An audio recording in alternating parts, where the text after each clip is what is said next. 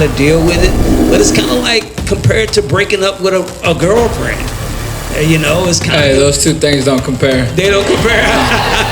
Nah, hey, there's always gonna be another girl, but your record, that shit stays for life. What do you think about this fight?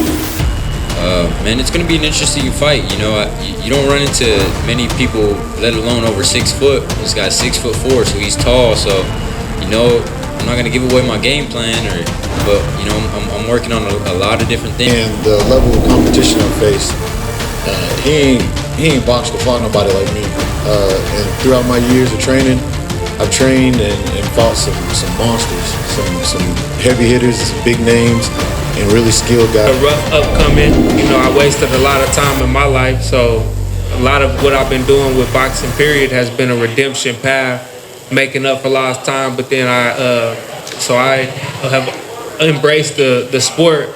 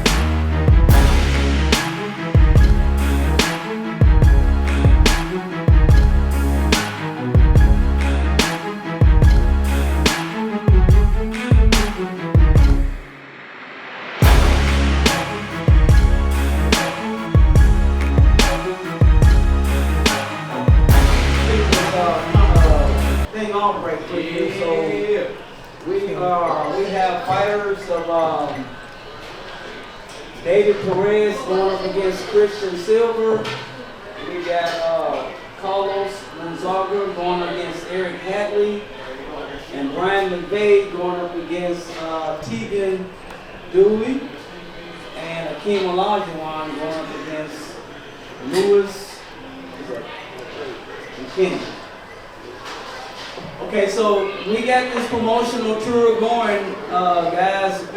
We've been on this press conference tour for a good solid month now. So we've been in Kearney, Oklahoma. We've been in Shawnee, Oklahoma. We've been in Kansas. You know, this is a promotional tour for Brawl.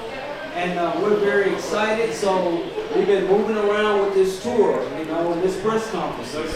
This is not the first one, so we've been moving around, just let you know how big this Fall Brawl is. We've been moving around from city to state, wherever we can go to get the word out there. You guys are fighting on a big card coming up November the 9th at the Bar Lake Casino in Shawnee, Oklahoma. And so we made all our moving around. We've been moving around with this press conference tour. And now we're at the Manchester Square in Tulsa, Oklahoma.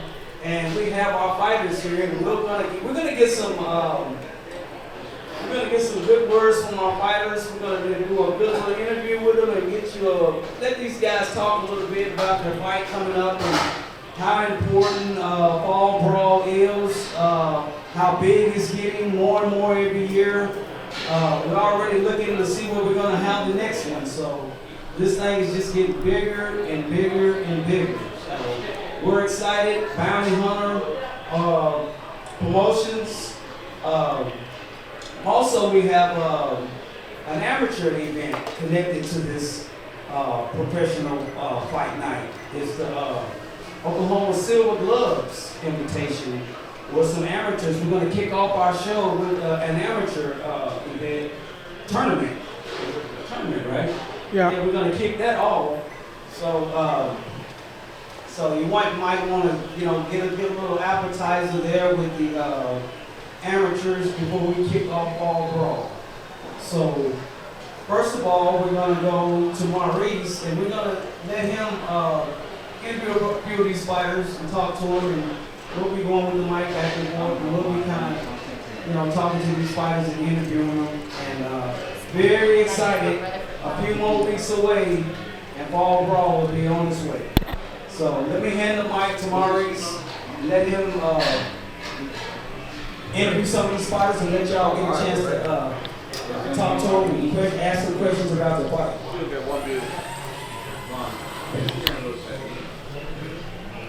Ladies and gentlemen, first we'd like to thank Hooters for being our host tonight and letting us host our press conference here at their location. So thank you to Hooters here in Tulsa. We're going to kick off the Fall Brawl 4 press conference here in Tulsa, Oklahoma. Fall Brawl 4, this is our 4th event. We've had the first 3 in Oklahoma City area. Now we're bringing the 4th Fall Brawl 4 to Shawnee, Oklahoma. Our press conference will be live with the Sports Animal November 8th at the Grand Casino from 9 a.m. to 12. So fighters be aware of that time and fans be aware of that time at the Grand Casino. Shout out to the Grand Casino for being a sponsor with us. The Sports Animal will be broadcast in our press conference. So the fight date, November 9th. We will be kicking off tonight with our amateur Silver Glove tournament, like Mr. Rodney said. Sports analyst Rodney Porter has been around boxing for a while. So the Silver Gloves tournament in Oklahoma City is big for all of the amateur boxers, and it's big for all of the gyms. What's after the state tournament is the regional tournament, and then from the regionals is the nationals.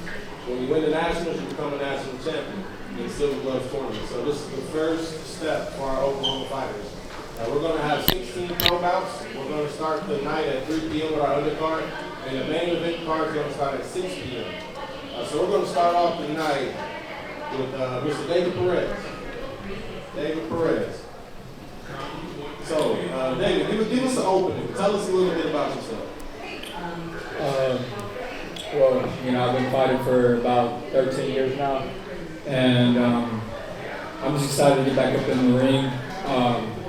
I just recently took my first loss, and I'm super excited to get back up in there and really reintroduce myself and get back to winning. I really think that I truly got to display what I'm capable of doing. I took a step up in competition and I lost to the better fighter, in Orlando.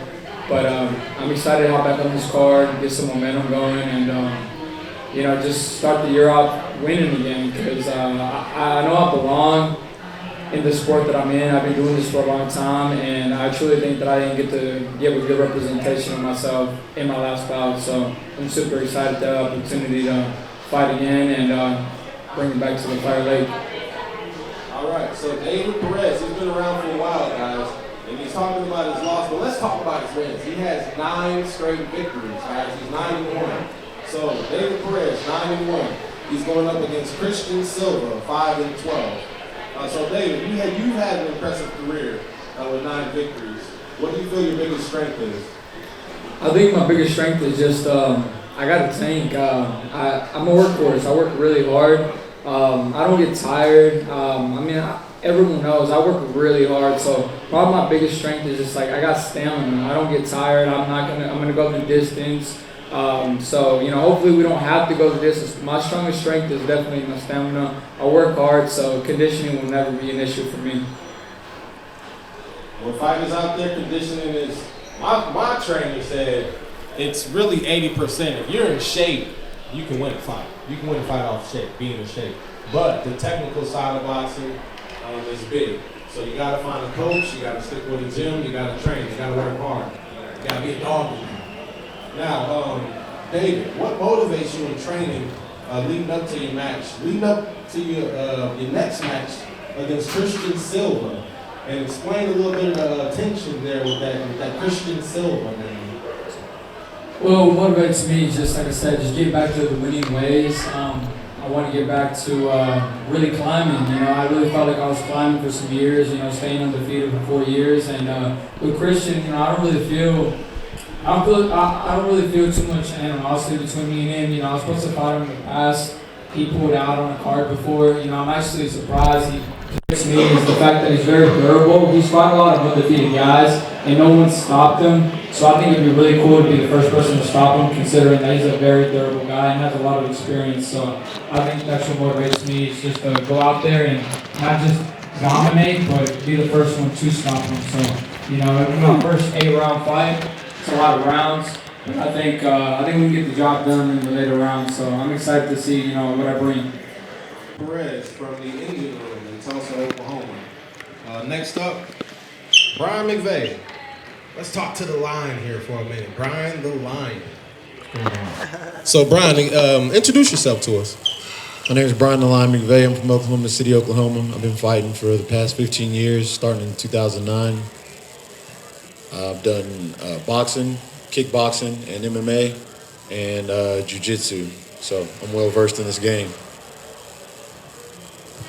Okay, so with all of your combat sport experience, he said boxing, kickboxing, and MMA. What is the hardest sport? Definitely MMA. You got a lot to worry about. Takedowns, kicks, punches, elbows, knees, clinch fighting, takedowns off the cage, takedowns in the open mat, all of it. Okay, so in the Ngannou fight, when he shocked the world, and then the fight after that, you know, we all know what happened. What is your perspective on that fight and MMA fighters of that caliber going up against boxers of that caliber for the first time? They really got to hone in on the science. Boxing is just, I mean, it seems like it's just punching, but there's a lot more to it. Angles, footwork, you know, your feet are the main thing. If you don't have no feet, your hands ain't going to be there.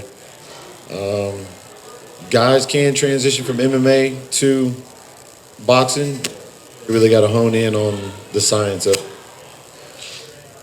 The sweet science, that's what we call it. So Brian, you're known for your power and your style inside of the ring and inside of the cage. So how do you ensure your conditioning matches that power and that strength? I'm always working out.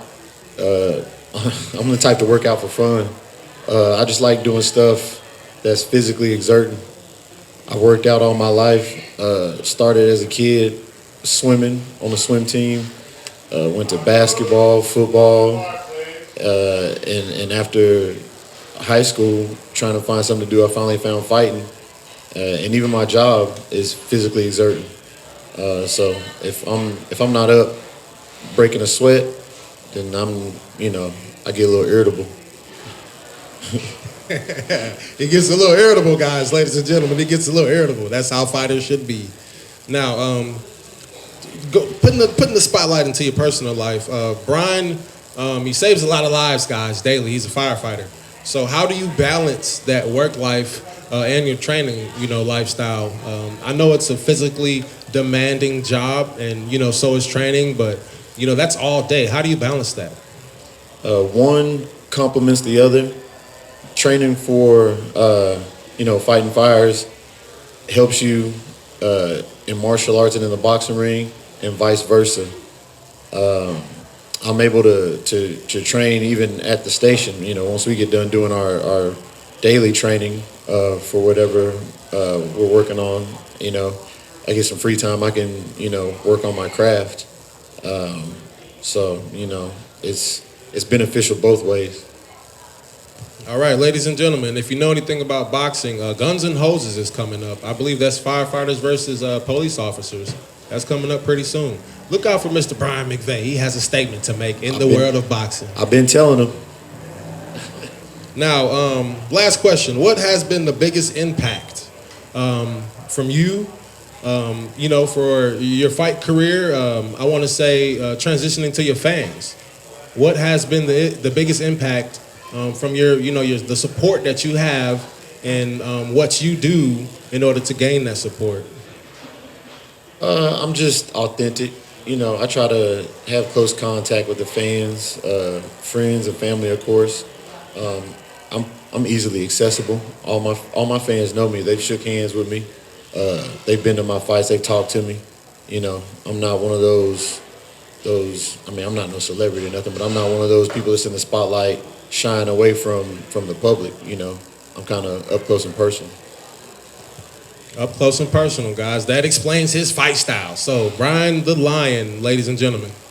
Up next, we got Carlos Lizarga.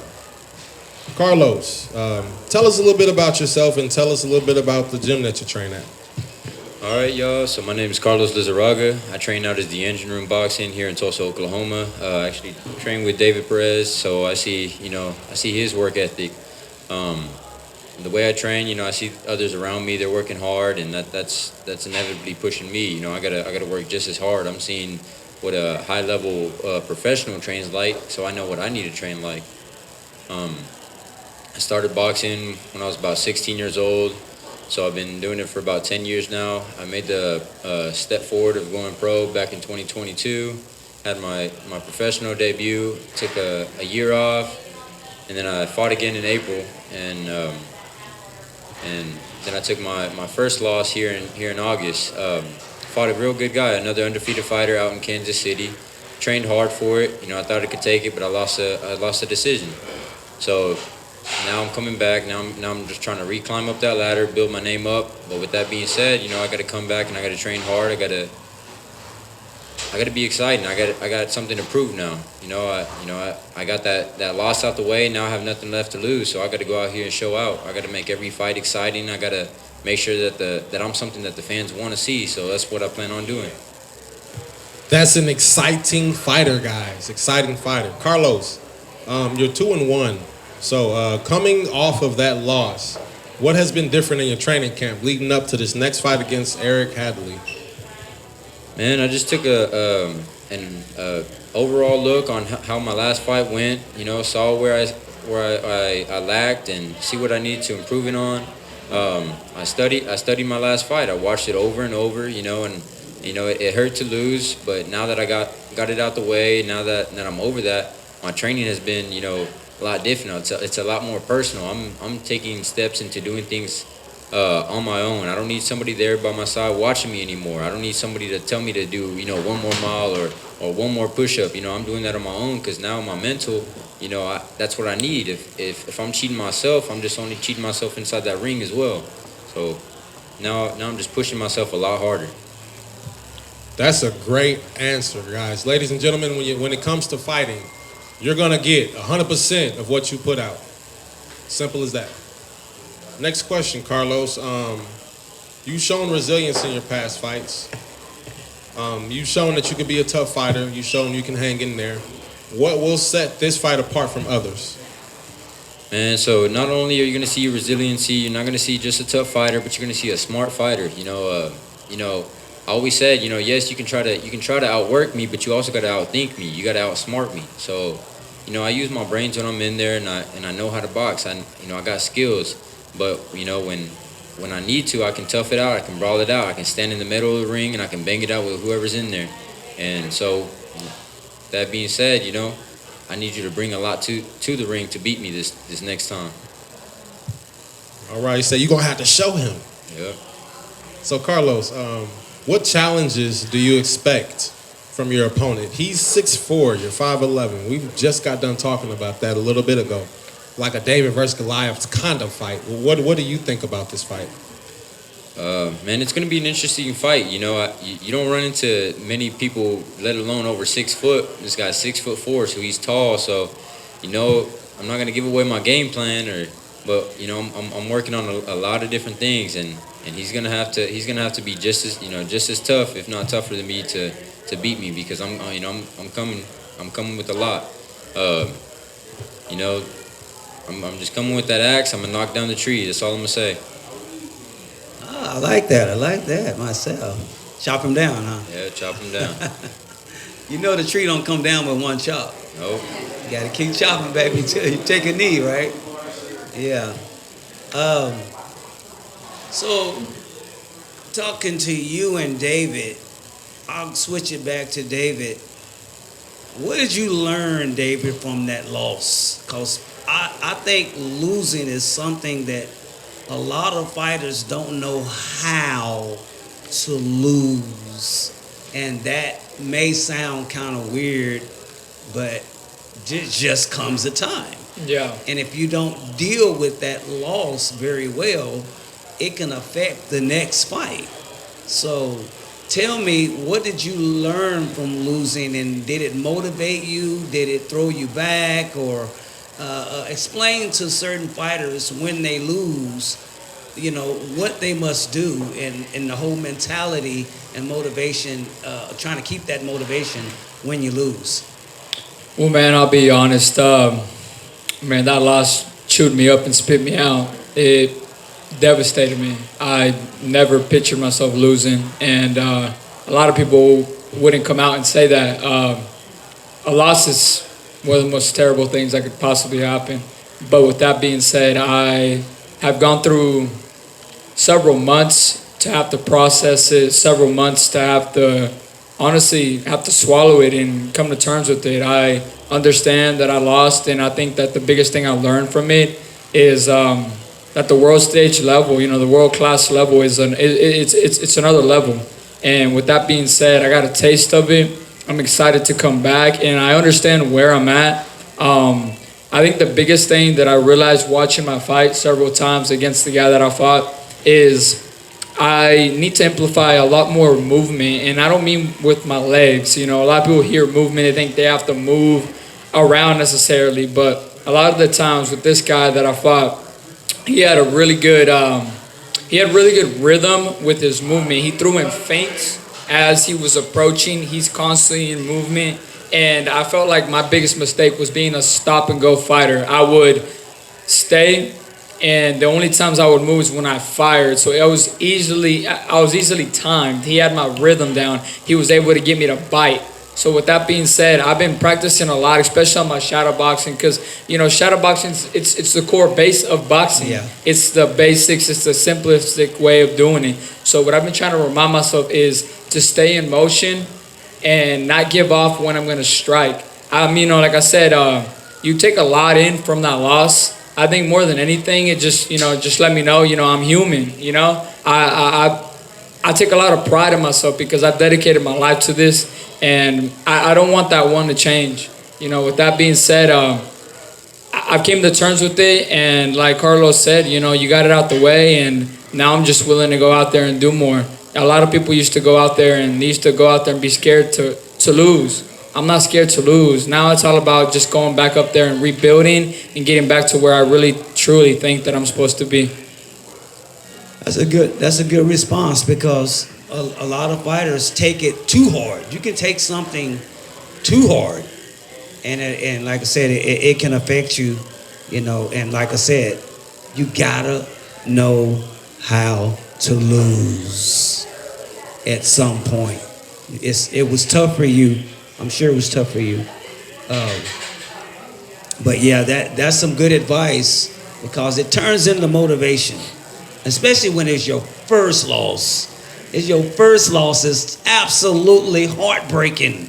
The second one, you might have a little more experience in how to deal with it, but it's kind of like compared to breaking up with a girlfriend.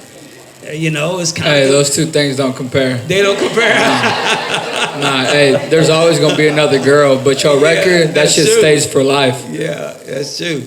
And a lot of guys don't know how to break up either. Okay, so I'm going to go, good answer. And since your opponent ain't here,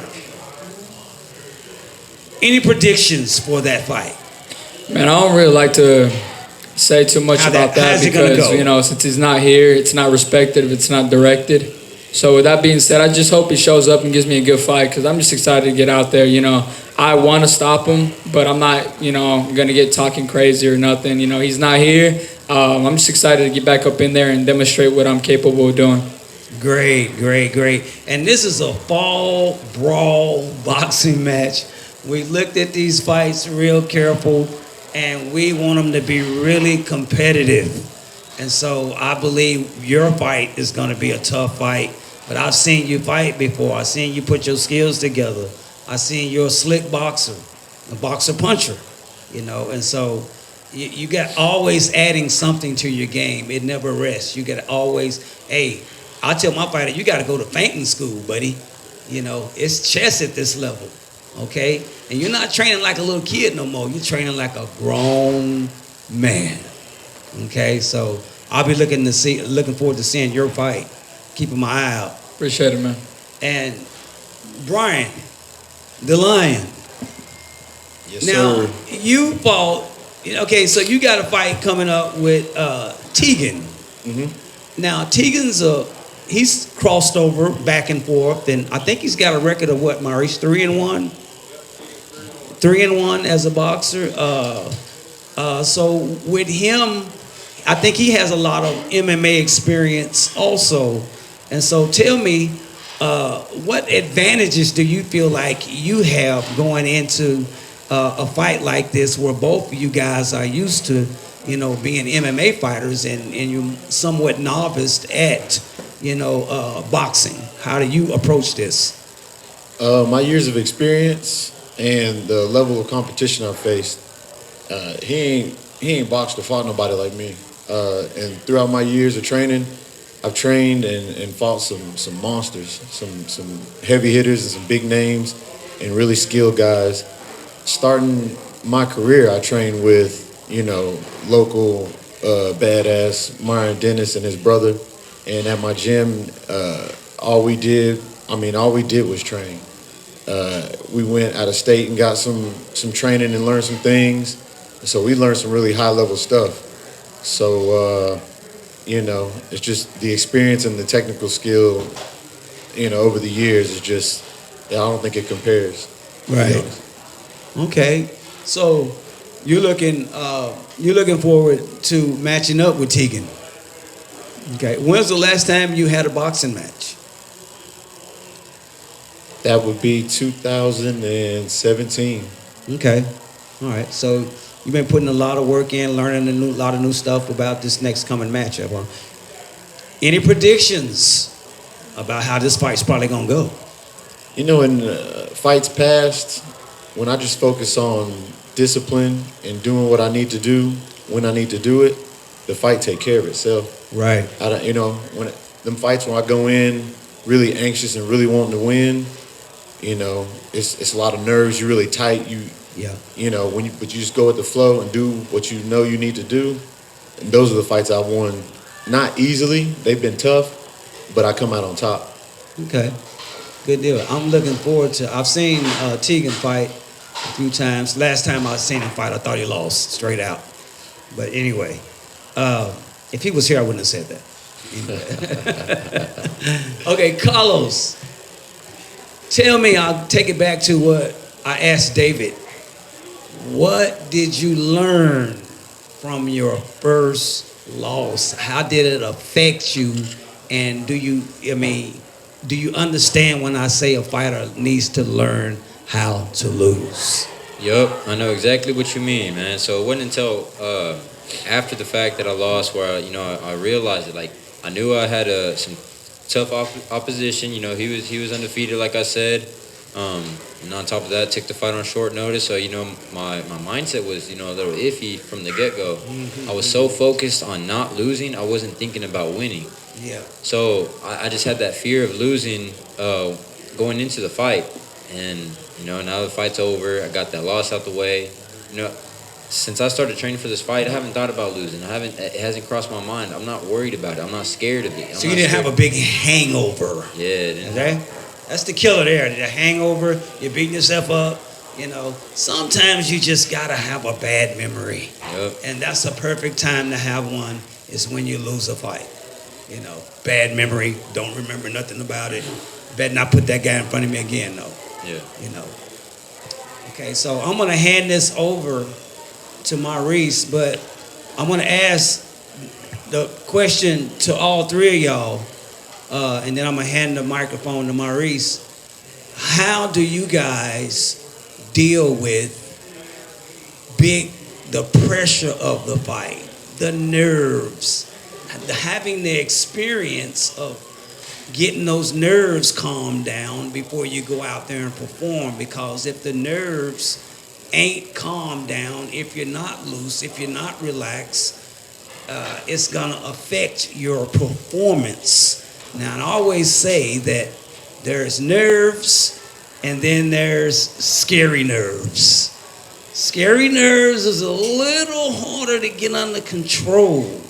So tell me, what are some of the things you do? Because you're bringing the house, you're bringing all your fans, you're bringing all your dogs, you're bringing all your family, your friends, your wife. Everybody's coming to see you to fight.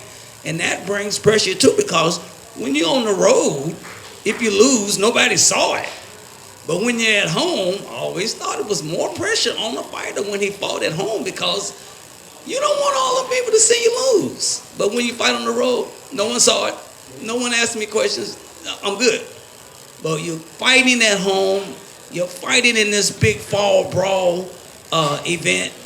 And tell me how, starting with David, how do you deal with the pressure of the fight, David? Well, I mean, I really don't think that you can find a specific way to deal with it. I think nerves are just natural. I think I think a lot of people that say they don't get nervous, I think it just truly doesn't matter as much to them. I think when somebody is nervous, it's because it means a lot to them, you know, there's a lot behind it. So I've always told people all the time, you know, they ask me, do you get nervous? I'm like, hell yeah, I get nervous. I'm like, that's normal. I was like, I get nervous. I was like, but one thing I don't get is scared. I'm not scared to fight. You know, I get nervous. You know, it's just like you doing anything in front of people, you know, it's just the spotlight's on you. So, you know, if anything, I understand I'm going to get nervous. You almost just learn to kind of live with it, you know. I know I'm going to get nervous, but as soon as the ring, you know, the bell rings, it all goes away. So with that being said, I don't find a specific way to deal with it. I just go through it. All right. Ladies and gentlemen, we're going to ask a few questions to all of the fighters as well. We got some questions from our viewers that we're going to ask you guys. Starting out with David, how do you manage injuries? How do I manage injuries? Man, I'm the worst person to ask that to, because a lot of the times when I'm hurt or whatever it is, I just keep going. I mean, I run my ass off. My legs hurt all the time, but if I know I got to be doing something, I'm just going to continue to do it. But for the most part, I'm starting to learn, you know, just getting advice from people that recovery is the key, you know. I've just started focusing more on stretching and doing things to help with my recovery. But outside of that, I'm not, like I said, I'm not the guy to ask, because I'm still learning on the go. I'm just a workhorse, you know. A lot of the times my feet will hurt, my hands will hurt, and if I still got to get some work done, you know, I'm still going to get it done. All right. Brian McVeigh? I'm gonna go back to that first question you asked. That he asked about dealing with nerves on fight day. I don't handle it well at all. I go ahead and throw up, have a couple heart attacks. You know what I'm saying? Pass some gas, whatever I got to do. So if I show up on fight night stink a little bit, then that's what that is. No, I'm joking.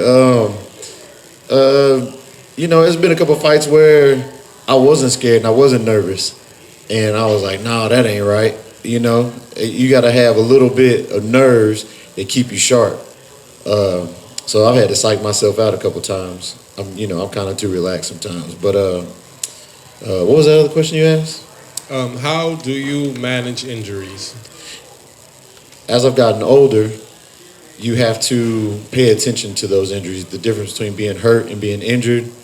But when you are hurt or injured, you gotta take care of it. When you're young, you feel invincible. You feel like, yeah, you rub some dirt on and keep going. But you feel those when you get older. And I did that a lot growing up, and I'm feeling it now. So whenever I do hurt something, there's always something else you could be doing. You know, if you know, for instance, when I broke my hand about 10 years ago, well, it's like, well, you know, you still got your feet, you still got your left hand. So I worked on my jab. I did a lot of running. There's always something else you could do to work away from your injury to give that time to heal. And that's that'd be my message to all the young guys. If you have something, don't take a whole lot of time off, but find something that you could do to stay busy and stay in shape and stay working on your craft. But let your injuries heal and you know, let it rest. Don't push through it too much. All right. Carlos, what do you have to say? How do you manage your injuries? I'd have to agree with Brian. I'm the same way. I've learned to, you know, take that time off and let it heal, but I substitute, you know, my workout. So I'm not taking a complete, you know, rest day and wasting time. You know, if my wrist is hurt, I'm gonna still go run. You know, if my right hand's hurt, I'm gonna still work on my jab or vice versa.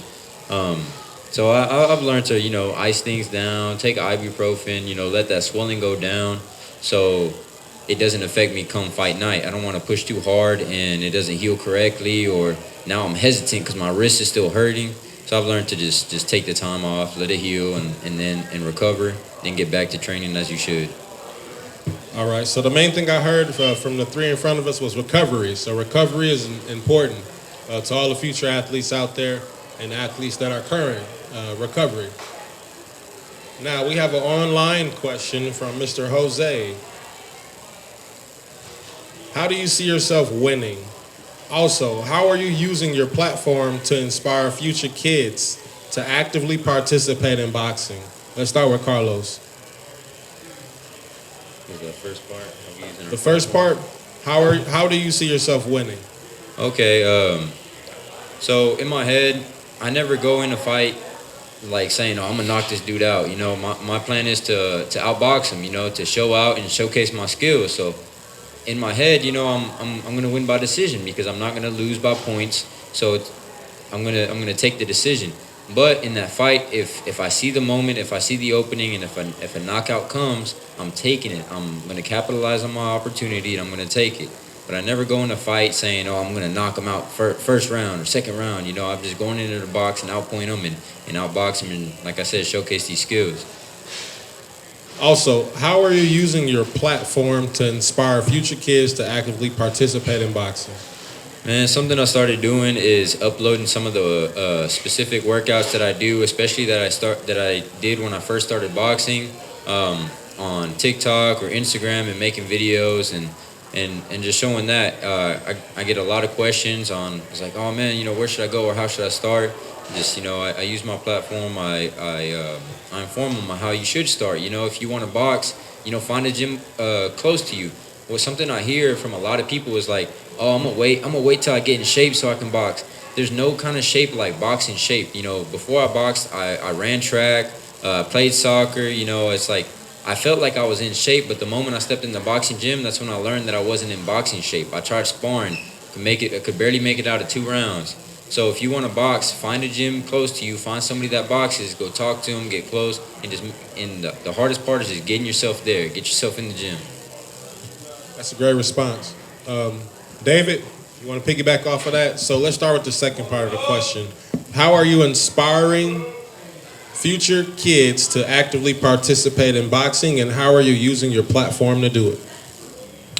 Man, I feel like for the most part, I just kind of do it the way I live my life. I mean, I work at the gym for one, and I train a lot of kids, and I used to work at a private school as a teacher, so a lot of the time just with my daily activity, people see how I live my life, how active I am. So I feel like I inspire a lot of kids with just the way that I live my life. I mean, I have a lot of kids all the time ask me, Coach, how you do this? Coach, how you do that? And I'm just like, I just do it, I mean, to be honest with you, it's like I don't specifically upload certain things for inspiration for others. I just feel like that's just how I live my life, is by documenting how I like to spend my time, so I feel like a lot of people get inspired off of just seeing the hard work ethic. It's not always what I'm advertising out, it's just what they see that I do, with my life. I'm not putting any specifics out there to exactly target these people.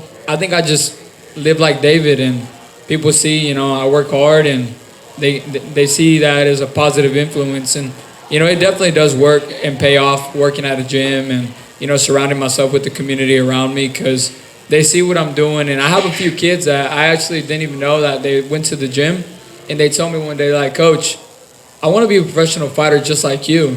And it just like shocks me, because it's like I never once hammered it down their throats, telling them, hey, you guys have to go chase this or do that. I've never told them to chase it, because honestly, I think fighting, combat sports, it's super cool, don't get me wrong. But like if I was to tell a kid, trying to get into something, I would tell them to go do something else, like through the school system. Fighting is just, I do it because I love it. I do it because there's no feeling like it, and you only have one life, so there's nothing else I'd rather spend my time doing than fighting. Boxing, this is my life. But it's not a smart choice. I would inspire kids to go out and chase their dreams. And if boxing's it, man, by all means, take it all on. But I would say, think it through, because you really don't know what you're getting yourself into till you're really in it. All right, that's a great answer. Now, Mr. McVeigh, Brian McVeigh, let's piggyback on that same question. How are you using your platform to inspire future kids to actively participate in boxing? I just try to be a good example in whatever I do, and show them, even though we participate in a violent sport, you can still be a good person off the mats and outside of the ring and the cage, and not use what we know to hurt anybody, but just use it to protect yourself and your loved ones. All right. Now, in closing, I'm going to have the athletes up here just say something that you want to say to your fans. All of your fans are watching. Your fans have been with you since your first fight all the way up to the fight that you have now. And the goal is to constantly increase our fan base. So what do you got to say to your fans? Let's start with Brian. Y'all know what it is. Come watch your boy. It's exciting. We'll put on a good fight, and we're going to celebrate afterwards. So, ain't nothing changed. Same fighter, same game. Come check me out. All right, David? I just want to say, y'all come out and watch me. I appreciate you guys giving me, a part of your day, because time's never given back. And the fact that people make their time to come and watch me, I appreciate it all. So y'all come out and watch me. I hope I can entertain you guys. All right, Carlos. I would just like to give thanks to everybody that continues to buy tickets to my fight, come out and that comes out and watches me, showcase these skills. I work hard for it. Also like to give thanks to the people that come up to me when I'm in the gym, and whenever they see me in public and acknowledge, hey, you're that boxer. It reminds me, and sometimes in those moments that you do, I'm more on the lower end and I'm slacking, I'm feeling lazy. But that really uplifts my mood, so I appreciate it. And I just thank everybody for all the support. It means a lot. I notice it. Cool. There's an after party after that, right? We got an after party after this fight, right? So you got to win. If you lose, you don't want to party. You want to go home. You want to go home and chill, man, with your family. You don't want to be dealing with nobody. So make sure you get to that after party. So that means you got to get that dub, man. And then everything's fun after that. But it is fall brawl, and these boxing matches, everybody has had chance to get in shape. You had a deal where you took it on the last minute call, right? Yep. They rush your conditioning and all that, and when you get them calls, you got to already be there. You got to already be there, and you're going to shock somebody. If you stay in shape and you get that call, and you're already in shape or just had a fight, they done picked on the wrong guy, because they don't want you in shape when they call you up at the last minute for their A fighter. But if you're already in shape, you're going to shock somebody. I'm going to ask one more question here. Do any one of you guys see yourselves giving back to the sport? Maybe owning your own gym, coaching fighters, having an MMA program where you're reaching kids? Or do you guys see yourselves in the future giving back to the kids? Like, I've been doing it been coaching for like 28 years, close to 30. And so that's me giving back. Maurice giving back. He's promoting and coaching, got his own gym. Do you see in the foreseeable future any one of you guys giving back in that kind of way? Well, I guess I'll go ahead and start. Yeah, of course. I feel like in my time of boxing, I've learned, I've gained a lot of knowledge, some stuff that I wish I knew when I first started. So I'd like to just, pass that forward onto these younger amateur boxers. I see a lot of, youngins that are real into it and they're real passionate. And some of these kids, man, they work out hard. And, so I'd like to eventually pay that forward and work these amateur fighters up to, a national elite level, to build a national champ. That's what every coach wants. Yeah, absolutely. The throughout my career, my coaches always, continually ask me, it's about what you can give back. And getting older, not being a kid anymore, I could, see these kids and, I see Maurice work with kids and the guidance that you give them and all the lessons that you teach, it stays with them for the rest of their life. And if you could give a kid something influential, to where later on in life, when they're in a bad situation or about to make a bad decision and something that they were taught long ago that helps them, go the right way instead of the wrong way, down the wrong path, it makes all the difference in somebody's life. It could keep them from jail or death and lead them to a more successful path. And so, like I said, as I've gotten older, I've been thinking and been wanting to do something to give back and help guide kids because they're going to be, what make up the world in the future. That's good. It's giving back. What about you, Dave? Man, anybody that knows me really personally already knows that, I already told people that with my life, I never want to be away from boxing. So I already know whenever I get done boxing, it's already been in the works, and I've already been talking about it. I'm going to be opening up my own gym because I always want to be there. All my career, especially as an amateur, I never really had a coach. I had a coach for a few years, shout out Coach P. But with that being said, I've had to learn a lot of my skills, a lot of the things that I've learned with boxing on my own. I haven't had really very many teachers teach me, so through all the losses, through all the wins. So that being said, I think it'd be really cool to be like that coach that I always wanted, to be able to give back and help kids out. But I've already talked to so many people about this because I do plan on opening up my own gym here in town. So the more, I would say, success I have with my career, the bigger my name grows. I think the more success my business would have. So I definitely plan on opening up my own gym. Cool. That's nice. That's good to hear. Sounds like all y'all got the passion to want to give back after y'all get through boxing. And I tell you, a little bit of advice, you just have to have a love for kids, caring for kids, teaching kids, working with kids, knowing how to be their big brother, knowing how to keep your phone line open for them. All that comes with being a good trainer.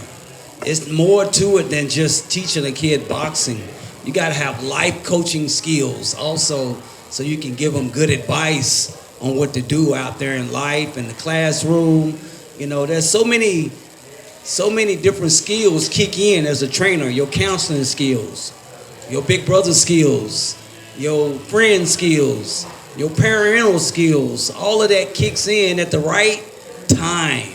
So as a trainer, it's more than we say X's and O's, but fundamentals, technique, boxing, that's one thing. But dealing with kids and knowing how to be patient with them as they go through life, not boxing, as they go through life, they're gonna come to you. Their parents, they might not be able to talk to their brother. They may be able to talk to guys at the gym. So always keep that line open for them. Go all out for them. A good trainer's gonna treat those kids like his own. A bit of advice. Now, one question for Mr. Coach Rodney. Being a coach, a fighter, a mentor, a father, to a lot of guys in boxing. What is the main thing that you see fighters struggling with, and how can they help themselves?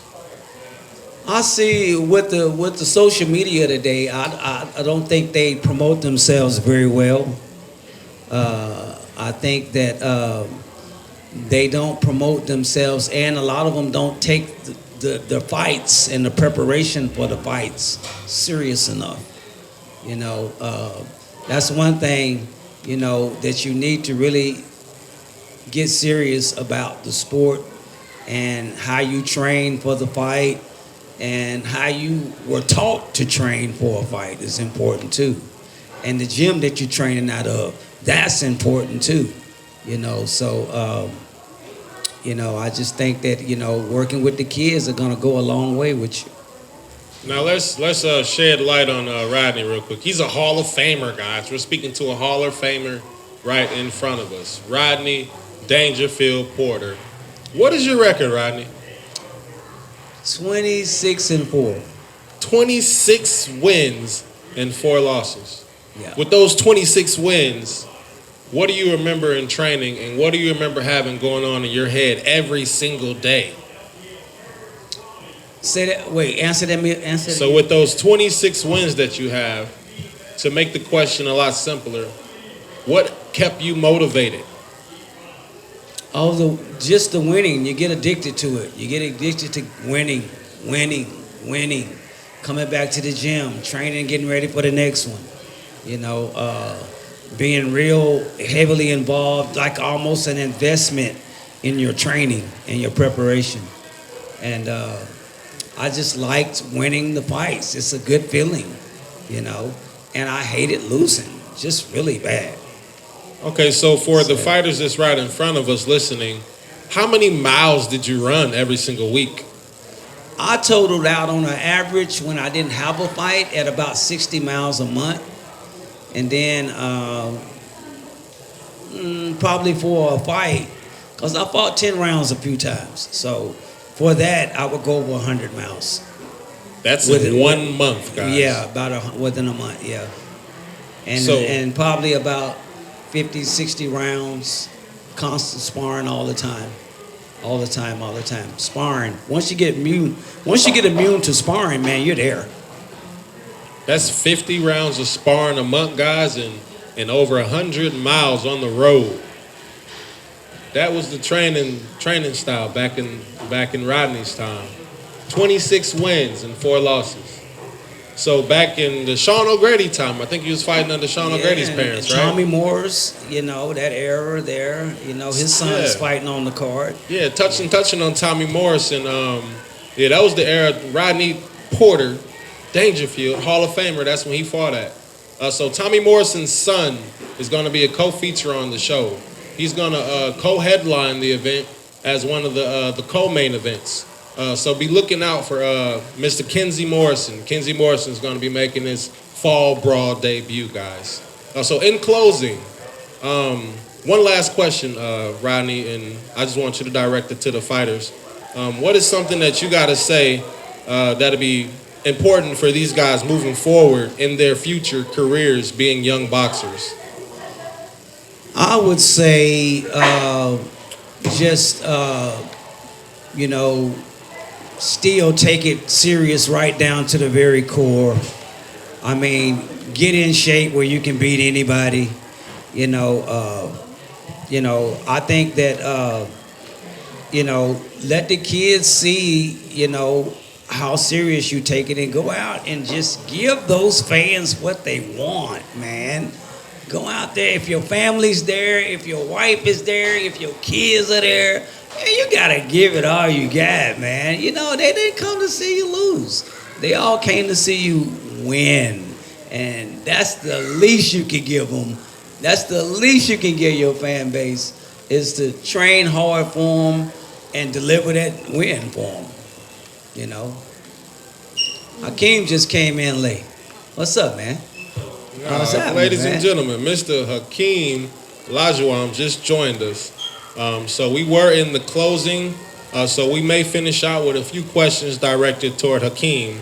I'll let sports reporter Rodney Porter begin questioning. Yeah, with King, we just been talking about your upcoming fights, man, and fall brawl, and this is your pro debut, right? No, this is my third fight. Your third fight? Okay, I'm sorry. So I take it that you still sporting that 0 round, right? Okay. So really, when you're undefeated, that 0 is like a championship belt. You know what I'm saying? Right. You're protecting that 0. Yeah. So tell me, how have you been getting ready for this fight, man? And your third pro fight, I know you're taking each fight serious. Tell us what you've been doing. Get ready for it. Really, I haven't changed much in between any of my fights or just getting ready for any fight. I'm always training. I'm always in the gym. So it's not really, I just turn up the intensity a little bit add a little bit more sprint game in there. You know what I mean? But other than that, just staying down and staying diligent. Okay. Cool. So, now you bringing the house, right? You bringing your fans, you bringing your friends, you bringing your girlfriends, your kids, all that, huh? We coming down. We coming down, man. Yeah, okay, yeah. You got to deliver when you're bringing the house like that. That's all it is. That's all. I mean, that's all I know how to do. Just to do my best. What were your first 2 fights at, or 3 you had? Where were they? In town, in Tulsa. Yeah, okay, all right. So we looked at your fight, and we definitely feel like this is gonna be a tough fight. I don't think nobody really have no pick'ems, man. That's what makes Fall Brawl exciting. We give everybody time enough to get in shape. Yeah. Guys have had plenty of time to get in shape. Nobody got come talking about they didn't have enough time and they was tired, whatever the case is. Yeah, my first 2 opponents didn't necessarily have the full count. So I'm actually excited that the opponent does have a full count. Yeah. So I could show that the work that I'm putting in ain't just, it's not like I had a pick, like you said, it wasn't just a pick 'em fight. So right. I hope he comes with what he talked about he was going to come with. Yeah, he's been talking a little bit, huh? Yeah. Yeah. So what kind of predictions do you have for him, man? He's not here or nothing like that. So what? Hey, I ain't making no predictions. No predictions, like huh? he said, we're gonna see about it in the ring. We're gonna see about it for sure. Okay. Yeah. Well, I can't wait. That's November the 9th at the Fire Lake Casino in Shawnee, Oklahoma. Man, it's gonna be a big night. Like I said, this has been a press conference tour. We've been into different states with this, in Kansas, Wichita Falls, Texas, Kearney, Oklahoma. Now we're here in Shawnee. We've been moving this thing around, man. It's big. We want y'all to know that this Fall Brawl is big. And Fall Brawl 2024 is in your backyard in Shawnee, Oklahoma. And I cannot wait for this thing to get going. And the appetizer is going to be the Silver Gloves tournament. Kicks off at 12 o'clock, So that's Bounty Hunter Promotions bringing that to you. And each year, this Fall Brawl just going to get bigger and bigger, man. So I'm going to turn this over to Mike, to Maurice, and Akeem the Dream. We got to see that, man. I got to see that. I really appreciate it. All right, Mr. Hakeem. Development, a little bit more experience, a little bit more insight. All I can say is I can only show, I'm going to do what I know, and what that is to go out there and get the victory. For the most part, I'm just going to continue my grind up until the day, up until that day, we still got a lot more work to put in, so it ain't done yet. All right, the work's never done. So, Hakeem, we've been watching your fights, we've been watching your amateur career, and we know we're up for an exciting fight. But what do you have to say to the fans that's going to be there watching? Just shit. Don't blink. Don't blink, ladies and gentlemen. Don't blink. All right, so piggybacking off of a few questions earlier, we had a question from an online host, Mr. Jose. How do you see yourself winning this fight? Just consistent. Just being consistent with what I do. I'm not going out there just to try to knock his head off out the beginning of the fight. I'm not saying I ain't going to knock him out. I'm not saying that that's what I'm going out there to do, but I'm just looking to keep that jab in his chin, put the work down like I put the work down. You know what I mean? I don't know how else to explain it. All right. Just tell us you're going to crush him. Tell us you're going to crush him. So, we're going to touch him. He said we gonna touch him. Coach want him to crush him. So next up, how are you using your platform to inspire future kids to actively participate in boxing? That's more of what everything's about. You know what I'm saying? I had a rough upcoming. I wasted a lot of time in my life, so a lot of what I've been doing with boxing period has been a redemption path, making up for lost time. But then So I have embraced the sport, and I've seen the impact that it has on kids. So, you know, by me being in the gym every day, that's one thing that I can do is just to show these kids that it takes the dedication and the you got to be self-motivated. You got to be dedicated for any of this to happen. And I didn't get here just because